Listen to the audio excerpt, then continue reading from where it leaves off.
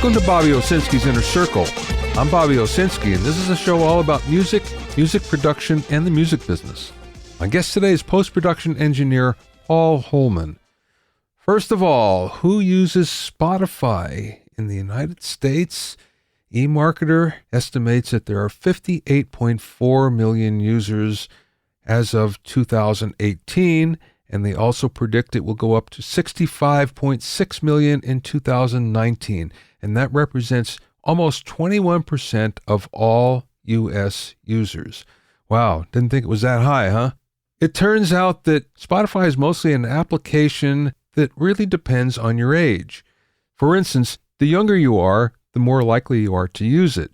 88.4% of everyone who's between 16 and 24 uses Spotify, 82% between 25 and 34, 71.5% between 35 and 44, and now it goes down a lot, 55.9% between 45 and 54, and if you're older than that, it's about 42%. It's still pretty high, but it's nowhere near what teenagers are using. Now, if we look at what the annual household income is, the more money you make, the more likely you are to subscribe to Spotify. So if you're in the top 25% of household incomes, then about 72% of you are subscribing to Spotify.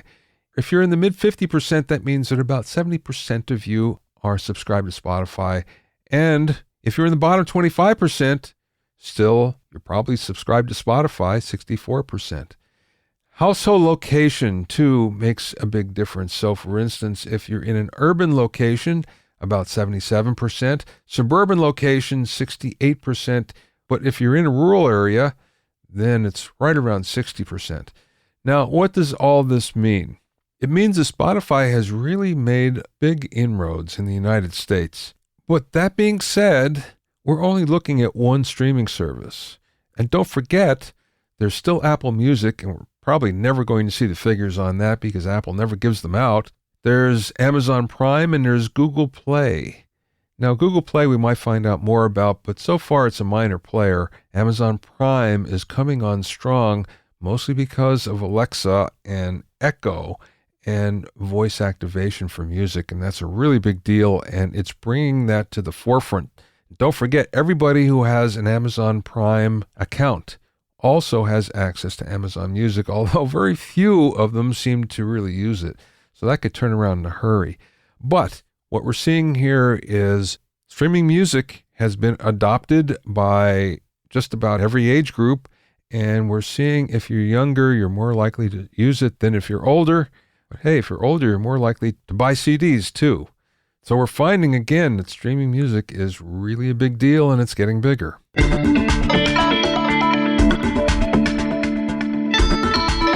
If you have any questions or comments, you can send them to questions@BobbyOInnerCircle.com. Don't forget about my online courses on mixing, production, branding, and music business success at BobbyOwsinskiCourses.com. Also, get an expert analysis and objective opinion of your songs and mixes as a member of my Hitmakers Club. Go to hitmakersclub.com to learn more.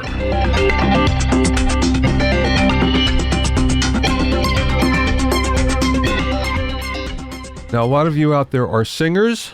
If you don't sing lead, you're probably singing backup, but doesn't matter what you're singing. You have to really take care of your voice, and especially during the winter. We all worry about the summer when it's really dry and hot, but in fact, the winter can be just as bad. So how do you get over any voice problems? The big thing is good hydration, and it doesn't matter what time of year, you have to hydrate. Why? Well, it makes the mucus that covers your vocal cords slippery. Think about it like motor oil. All those parts inside your car's engine need to work really well and slip and slide through there, and it's the same with your vocal cords. So how do you hydrate? Well, you drink consistently during the day. You can't just wait before the gig and drink a lot because it doesn't work that way. The body actually supplies all of the necessary hydration, but it doesn't happen when you're actually drinking. It happens later. So you can't just make up for a day without drinking by taking a liter and downing it right there before the gig. We all know that alcohol is bad for you, but why? Well, it dries out that mucus. Mucus is really important because, again, It makes those vocal cords slippery. So alcohol dries that out. Coffee and caffeine. Once upon a time, we thought that was very, very bad for your voice. Now we're finding out it's not as bad as anyone thought. Yeah, you should probably still stay away, but if you decide to drink a few cups of coffee or tea, it's not going to hurt you that much. Another way to hydrate is to eat foods that contain a lot of water. Cucumbers, melon, grapes, watermelon, anything like that, one more is really helpful. And finally, dairy products. Now again, we've heard don't drink milk, don't drink any kind of dairy products because it produces phlegm. And we found out that it really doesn't produce phlegm.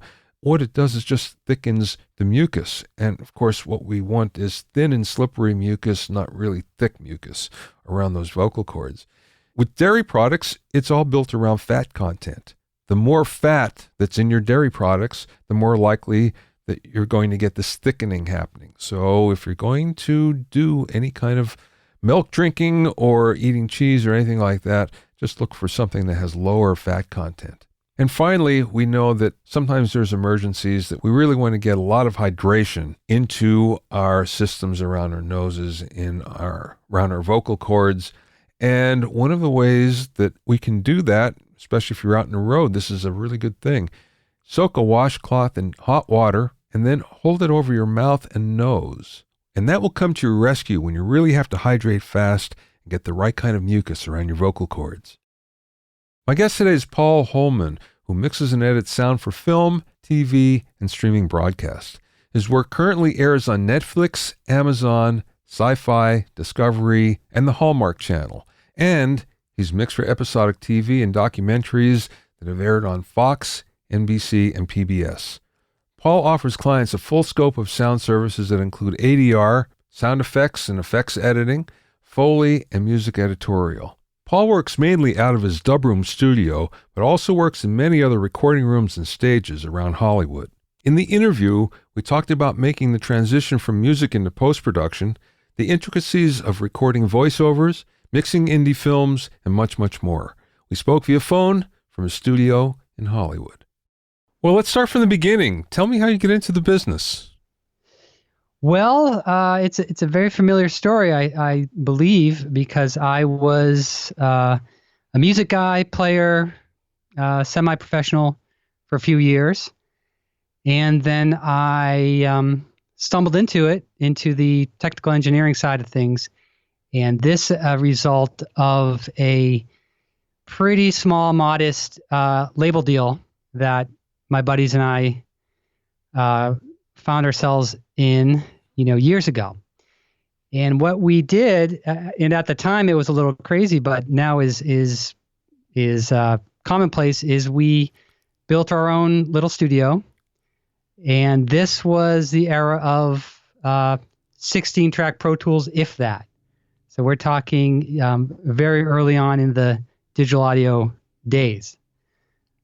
So we had a little bit of money. We compiled some gear, computer, Macintosh, the best at the time. We had maybe 16 tracks of audio and some keyboards, a sequencer, and it was just something we all had to learn if we wanted to, produce ourselves, which was really the aim, was to just take control of our music, and that's kind of how it all went down. When you got that deal, then, did you just work in your own studio, or did you work with a producer in a bigger studio, commercial studio first? Yeah, it was a combination. So we were in the Bay Area at the time, and our label was here in Los Angeles. So we were kind of flying down and going into studios with various producers who, the label found for us. And, nothing really quite was jiving. It was kind of hard to connect with. Ultimately the label really wanted a different band than they had signed, and this was a very valuable learning experience. But we never really found anyone who we felt comfortable with. So we started writing our own tracks and cutting our own demos in our own little studio. We did have an engineer in the Bay Area who we loved, so we did get into some 24-inch studios up there, and it really was a hybrid. I mean, it was probably a very early proto version of what happens now, where we brought in tracks and scratched vocals and laid them back to tape, and in some case ADAT, out of the Macintosh, and we were syncing to tape machines. I mean, it was a real headache, but at the end of the day, that was how we achieved our drum sound. Is that we just kind of built it ourselves. And again, it was fairly primitive, but a great way to learn, and also a perfect introduction to the world of big studios, which of course was an amazing experience. Being in some of these big rooms and having the opportunity to work with real professionals really kind of showed me the light, and I got the bug as far as engineering and production. Well, I want to get into what you're doing now in a second, but you mentioned something before that kind of intrigues me. You said that the record label wanted a different band than they signed. So how does that happen?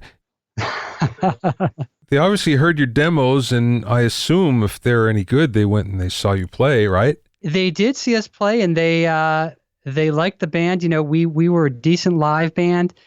These guys were a dance label, and we were a live band, sort of soul, acid jazz, it was called at the time. I don't know if you remember that genre. It kind of came and went. So, there was a real fusion of vintage live playing with beats and with samples. And so the label really thought, they had something with us, and figured they could throw some beats onto the tracks and bring in some programmers and go that route. And we fancied ourselves, a proper soul band, live band that liked to play. So, at the end of the day, we did deliver a record for them, but they, I'll never forget this. The chief of the label said, "This is great, but what am I going to do with it? This isn't, we don't know what to do with it. We love you guys. We don't know what to do with you guys." So what they did do is they had our masters, so they pulled our vocals off and pulled off some elements and sent it to their remixers. And these guys really did have a very, very successful dance compilation remix business. So, some of these tracks, got some play. Someone put us out in Japan. I mean, it's very cliche, big in Japan. But looking back, retrospect 2020 is, you want to understand, what your label is looking for and what they can and cannot do for you. And, that experience has really helped shape my approach to clients. That, you might think you're the smartest guy in the room, and, your songs are the best, or your music is proper or correct or authentic, this or that. But if the label is not feeling it, or they, it doesn't fit in with their business plan or their vision to build a business, then, it's going nowhere. So this was a probably a 3 or 4 year lesson in, what to do, what not to do, and how labels work. So yeah, I look at it all very positively, because you can't go to school for this sort of thing. Yeah, right. Well, how did that lead you into post-production then? Because being a music guy, it's a different world where you're at now.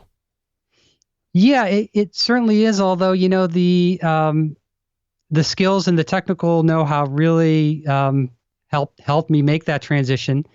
But I really fell into it. I had a buddy around the corner from the studio who, was a post guy. He did foreign language dubs, and he remixed M&E tracks to foreign language dubs. But he was a location sound guy. So when he went on the road, he needed someone to track his dubs and to do his mixes. So he brought me into the loop and really mentored me. I'm very grateful, because I knew nothing of post. I mean, I was familiar with it, of course, the concepts, but it is a different world, and it's a different energy, and very, very technical. And there was a steep learning curve, and I'm just happy I had someone who was patient to teach me about syncs and machine control and frame rate, all this jazz. But again, it was just right place, right time. Just really having a friend who needed a sub again. When someone's sick or not available, then you get your shot. Yeah, right. Well, how did the dub room come about? Well, it's a little room right in the middle of Hollywood. It's West Hollywood, actually. And when I was in the music business, I worked for a manager, publisher, very small production company. Really a one-man show. Who found the spot? It was an office, kind of a back office behind a bunch of buildings. But the location is really prime. It's a small room, but a great location. And through the years, we've treated it here and there, and we've brought in gear and spiced it up. And it's still a music studio at night, but I run the VO ADR narration post component of it, and I've held on to it just as a VO room. I do my mixing elsewhere, but again, it's location as far as it goes, because talent generally don't like to travel far. Yeah, right. Los Angeles, right. So, and with Google location, the production companies will put in a zip code or put in an address and figure out where the closest voiceover studio is, and in some cases it's us.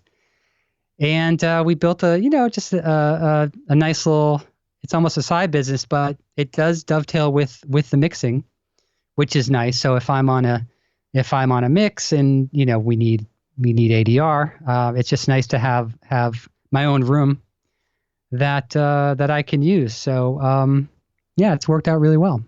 Well, let's go to voiceovers for a little bit. What is your signal chain? It is, in most cases, a U87. And in some cases, it's the SM7, which I'm on now. And that is really mostly because of the noise thing. The room is treated, it sounds pretty good, but, being off Sunset Boulevard, it's just noisy. Yeah. And, I sometimes struggle with the condenser, but for the most part, I'm always listening. But that's generally where we do the voiceover narration is the UA7, and then there's a Brent Averill a couple channels of 1081, I believe it's called. I guess it's a Neve sort of thing, mm-hmm. and an 1176, and that is probably 90% of the time. That's the chain. And I'll dabble with some other mics, and for ADR, of course, I have a Sennheiser, the shotgun, which is the industry standard for that. But that's pretty much how it is. I keep the compression fairly light, and the 1176 is generally pretty transparent, does the job, just for the shoutier portions. What does that mean when you say you keep it light? Well, as far as compression. Yeah. It's a real, narration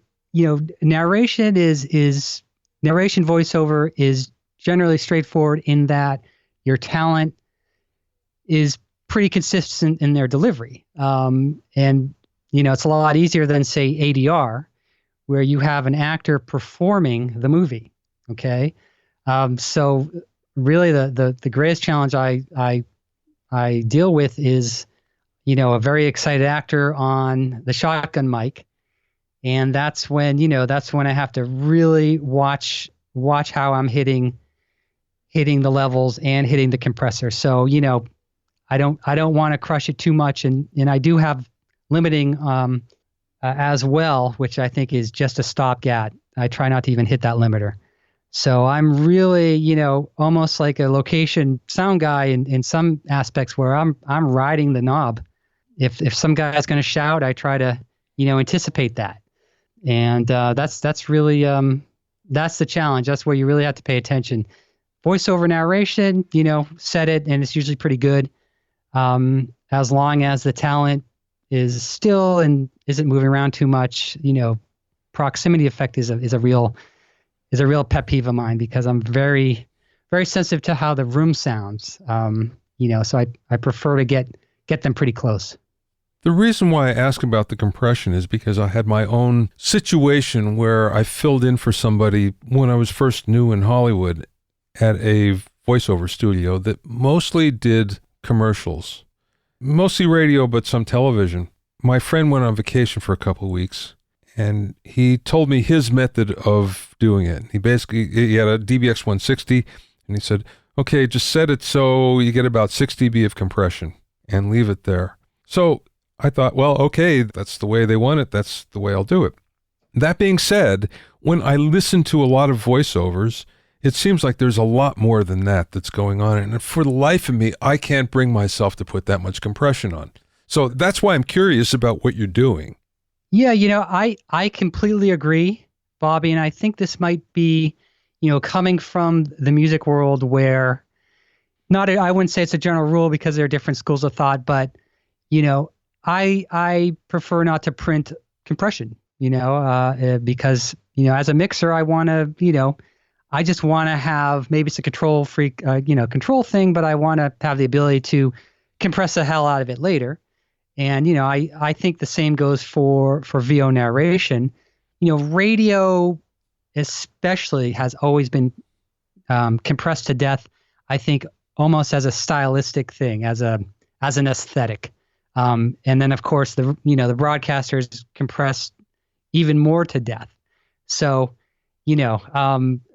I think there is a sound to crushing, 6 dB all the time. I just, I don't really like that sound just as a matter of taste. I would prefer to, keep it natural. And again, I think it might be from music, where I'm a dynamics guy. Yeah. And granted, a voiceover will certainly it'll be compressed for sure down the line, whether I'm doing it or whether someone else is doing it. But, I want to hear even in a narration, I like the dynamics. I like the performance. And, a good voice actor is like a session singer. I mean, there's so much similarity in how one performs a voiceover to how one sings a lead. I mean, it's the same sort of things, as the tracking engineer, you're listening in the same way, and it's really interesting. And, the idea of phrasing and dynamics and energy, all the stuff that you would try to bring out of a singer, really, really is reflected in voiceover. And again, if you have a really pro experienced talent, you don't worry about it because that's what they do. That's why they're hired. That's why they make the big bucks, because it is just how they perform. And again, even the most dry delivery, voice copy, commercial narration, you name it, it does need to be performed, and it needs to capture a certain feeling, a certain energy. And if you don't, or if the talent doesn't capture that, the client, they might not love it. They might get someone else. Now, then again, they can't generally describe what they don't like about it. It's hard to put your finger on it. But when you get a real heavyweight voice person on the mic, it's just right. And you just sit back and let them do their thing. And compression is again, it's there as a stopgap. It's there just to keep things level wise in a good place. So you're not committing to a sound of a compressor. I remember very early in my career, I was doing jingles. I didn't do many of them, but I did do one jingle session, and there were 4 or 5 singers. And the leader of the session kept on saying, "It doesn't sound right. It doesn't sound right. It doesn't sound right. I'm thinking to myself, sounds fine to me.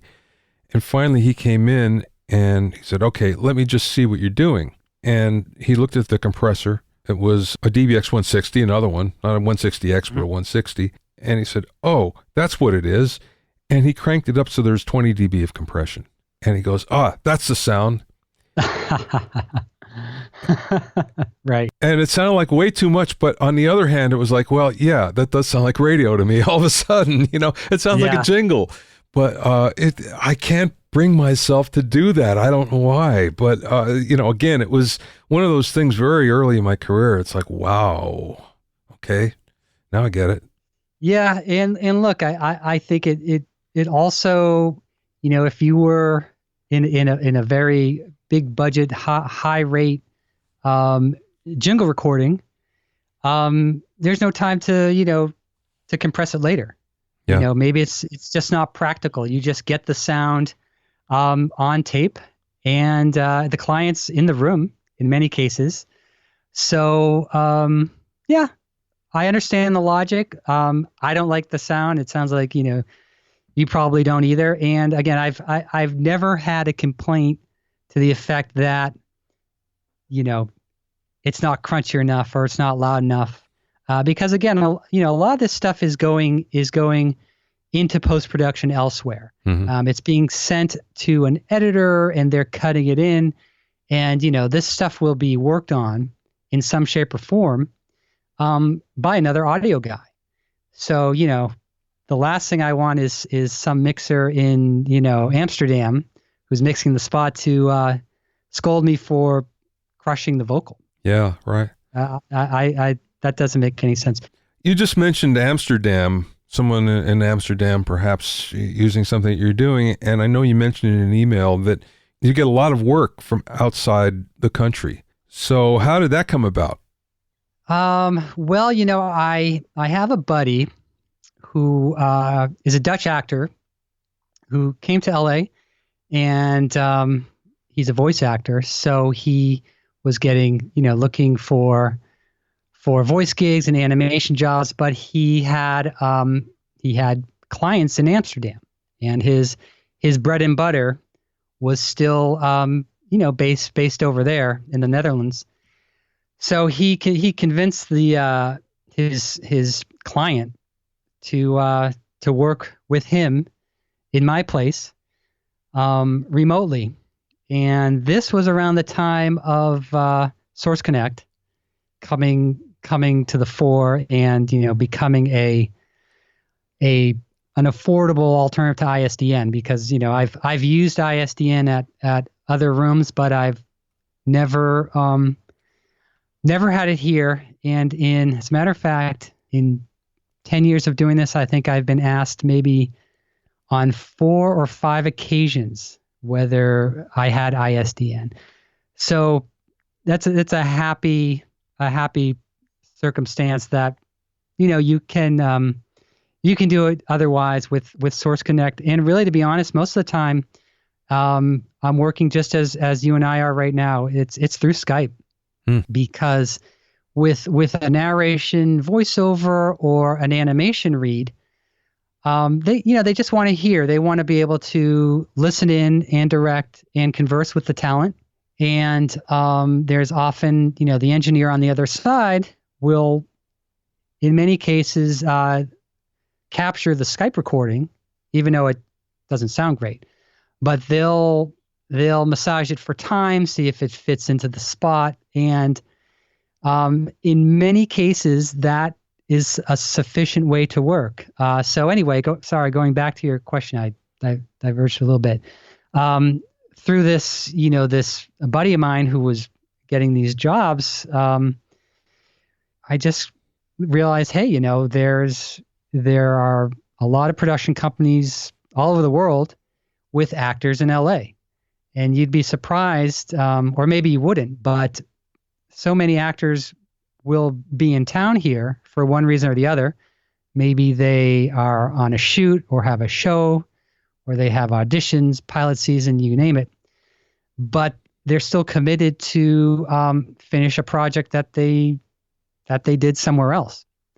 And because of the internet and decent bandwidth.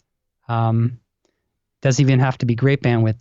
As long as you have decent bandwidth, and you can technically get people talking to each other, it's a great solution, and it's very affordable because traditionally the company would either have to buy a ISDN or they would have to physically be in the room with their talent. So, even a company in New York City or Atlanta, traditionally they would fly out to LA or fly the talent back and be in the room to make sure it's right. But nowadays we have a couple of methods of doing it remotely, and I have a good stream of work that is in where I've never met my bosses. I've never met my clients. I've just talked to them over Skype and through email. So it's exciting, and it's very efficient, and as long as the recording's captured and everyone's happy, then there's no need for them to be physically in the room or watching the talent. Although they can watch the talent on video, presumably if they want. But yeah, it's been a nice run of overseas companies who reach out to me. I have a story that you'll appreciate, and this goes back to the caveman days of recording. It was in the 80s. And this, again, is in that situation where I was filling in for a friend. So one day there's a session, and it's a voiceover session with Mark Leonard. Mark was, if you ever saw Star Trek, Spock's dad. Oh, okay, right. It was for a Scope commercial, and it was bouncing the signal off the satellite to the post house in Seattle. The ad agency was in Las Vegas, and they were on the phone, on a speakerphone, monitoring everything. So with the satellite, you only have 1 hour. You have 60 minutes. One way or the other, you have to be finished in that 60 minutes. So we start this voiceover, and it's going fine. It's going fine. And I'm recording it, and so is the other place. Why, I don't know, but I didn't ask.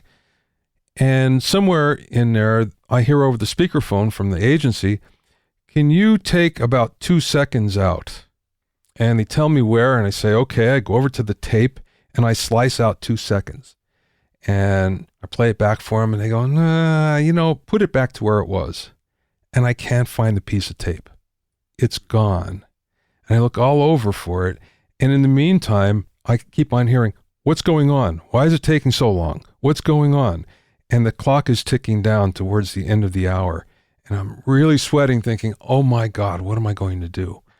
And by dumb luck, I happened to look behind the tape machine, and it was stuck to the wall, this little piece of tape. And luckily, I pulled it out and stuck it in there. Everything was back to normal. Everybody was happy, and we got finished just barely within the hour. But it was one of those times, one of the few times in the business where I was so freaked out when it was finished, because it was like, wow, that was really close. But that was what we had to do back in those days, and now it's so much easier all the way around. Yeah, it's funny because you never forget those stories of the highest pressure situation. I mean, I'm sure if someone asks you, what was your most nail biting, teeth gritting experience in audio, that would, you'll never forget it. Yeah, yeah, right. I can't imagine the hourly on that satellite. I mean, can you imagine? The budgets. And again, a lot of it comes down to budget. Those days ad agencies were. Like the labels, they didn't care. Yeah. Money was no object, and it is now. So it makes a lot more sense to rent Skype and not even Source Connect in some cases. It's less money. You mix a lot of projects. You mix documentaries and indie films, and you mix for streaming media. And you say you don't use your studio for that. Do you mix in the box? Do you mix in another studio? How does that work? Yeah, so I do have my own studio. It's a mixed room that I have a post setup, 5.1 near field setup, where I can do, they used to call it pre-dubs or pre-mixing, but I can pretty much do everything in the box. I do have a control surface, but what I will usually do with clients, when I meet them or when we're talking about the job, is I will say, look, I mix here in my studio, my 5-1 studio. It's, it's a good sounding room. It's not a theater. If you would like to mix in a theater, there's one that I can work at that I would be happy to bring you to. Or if you prefer, we can mix it here and then we can go spend a day in the theater on the stage and do a playback. And, my follow-up question to that is, where is your film going? Because nowadays, a film, quote unquote, isn't necessarily going to a theater. Not necessarily. I mean, hopefully it is. The aim of any filmmaker, I think, is to play theatrical, whether it's a film festival or Sundance or ultimately, theatrical distribution. But, these days, there are plenty of outlets, plenty of streamers, and the small screen, quote unquote, is in some cases a more likely destination for your project. So I always have that conversation and I leave it up to the filmmaker, director, or the producer, do the math and tell me what you want to do. So, it's a situation where, I can work in my room for the most part. I can get a really good sounding mix.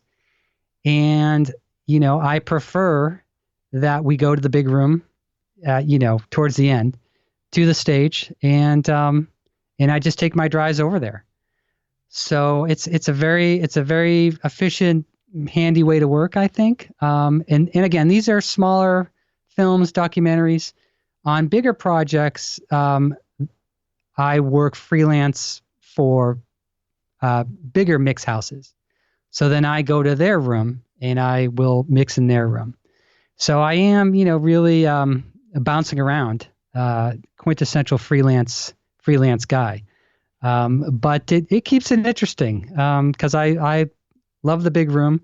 I am rarely on big consoles. I'm generally on smaller control surfaces, which is fine for me. It's how I kind of came up, and it seems to work well. I mean, the results seem to work out pretty well. You're seeing that even on the stages? Well, yeah. I mean, again, I think a bigger stage is sort of appealing to a different client in many cases. So the S6 or the bigger console is more of a industry standard on a bigger stage. But my favorite stage I like to work at still has C24s, and I'm fine with it. And I sort of have I learned on a mouse and keyboard anyway, so I kind of bounce around back and forth, and I have my workflow that seems to be okay. Do you have a different approach per project? So, in other words, if it's a documentary or an indie feature or just something for streaming, do you approach it differently or the same? Yeah, that's a good question. I mean, I think the approach is ultimately how many audio people can work on this thing, and I'll explain that. I'll elaborate a little bit. A documentary or indie film, ultimately the client will come in for a mix. We need this mixed, and in some cases, they don't really understand or appreciate or have the experience that this thing needs a lot of work prior to the mix. I mean, it really needs some sound effects. It's missing footsteps, blah blah blah. So, depending on the needs or the expectations of the project, that'll sort of dictate, the approach. In other words, at the very minimum, dialogue, especially with documentary reality, anything like that, the dialogue needs a lot of work. I mean,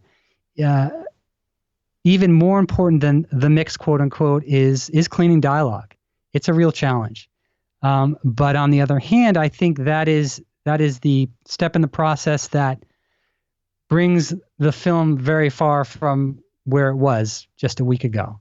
And just an aside, you had a dialogue editor on, I think a year ago or a few months ago. And it was so fascinating because what these people do is amazing work, very tedious, very precise, and so important because the best mixer in the world can't make, can't polish a turd. So, circling back to what you asked, the very minimum a film or show needs is some good dialogue work, and then a mix, and then beyond that, we have the conversation about Foley, about sound design, about backgrounds, and on a bigger project where they understand, or it's a network show, they understand this is what this thing needs. Then there'll be a team of people on the film who work on it before I mix it. So where I think traditionally anything that was being made or any sort of post project would go through the same audio steps or the same sequence of events. Nowadays, it's not so straightforward. You really have to sit with the filmmaker and prioritize. And I'm always advocating for the more time spent on your sound, the better this film will play. I mean, ultimately, that's the conversation, and helping them to understand what that means. And documentary is a little different in that sound effects don't play a major role necessarily, but a sound effects pass or a backgrounds pass does wonders for documentary. And if nothing else, it's because you really just have mono content with some music. And if you're going to envelop the viewer or make a 5:1 mix or anything like that, you need other elements. You need to bring in ambience, sound effects, traffic, birds, what have you.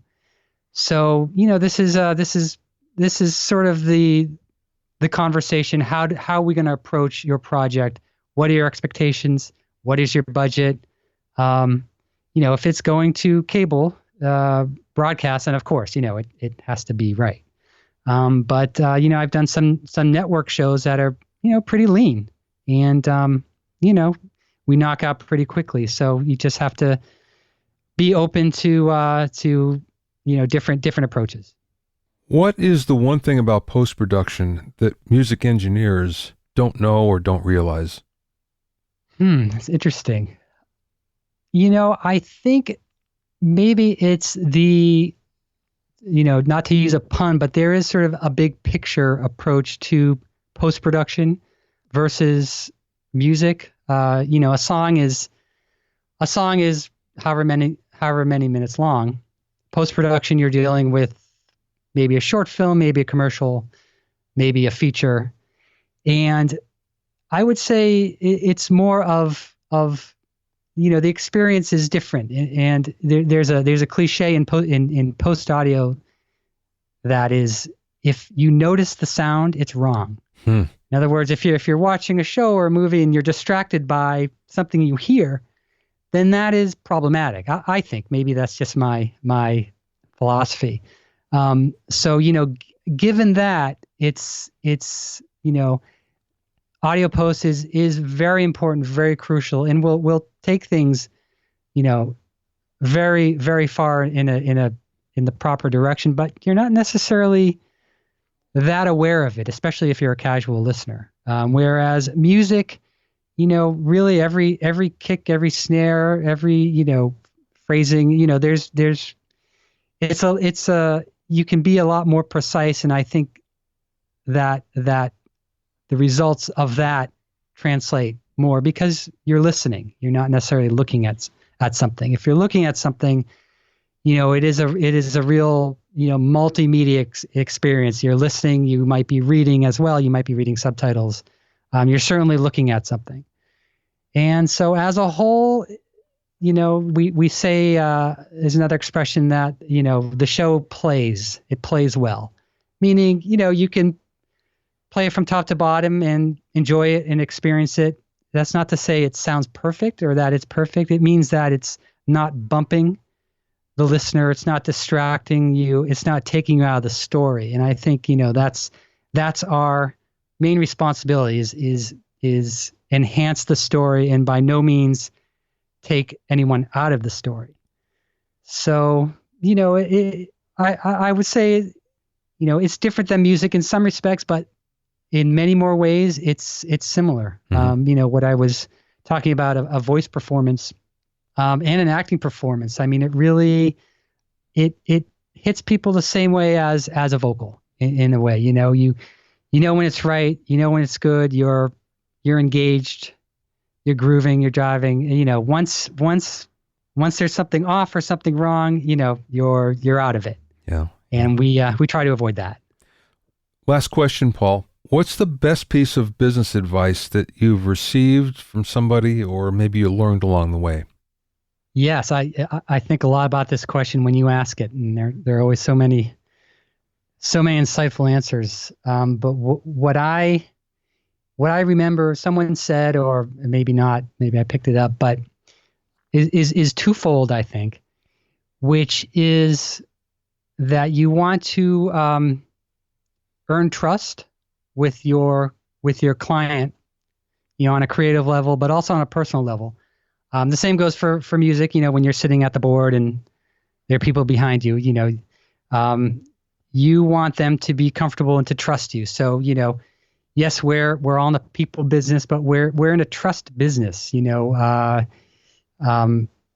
client, the producer, the director, they should trust that you know what you're doing. And in post-production, they generally might not know what you're doing.